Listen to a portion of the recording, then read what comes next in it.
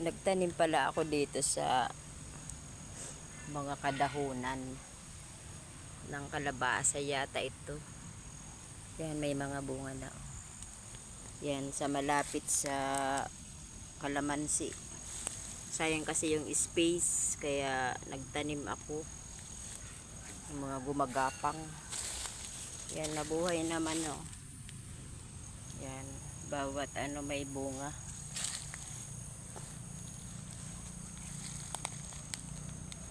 Dito walang nabuhay. Hinahanap ko yung mga nabuhay na malapit sa kalamansi.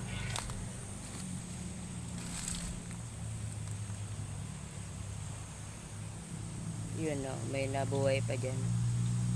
Nilagyan ko na ng palatandaan. Dito parang wala.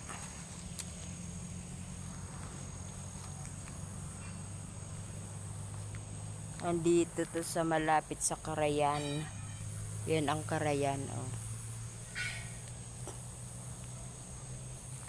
Sana hindi sila madiskubre ng mga manok, saka ng mga aso. Kasi ang mga aso pumupunta dito, manok, kumakaykay. Baka ma-timingan nila yung tanim ko.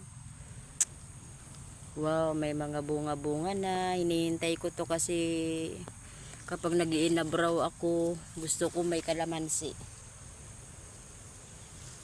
Excited akong lumaki yan mga tanim na yan.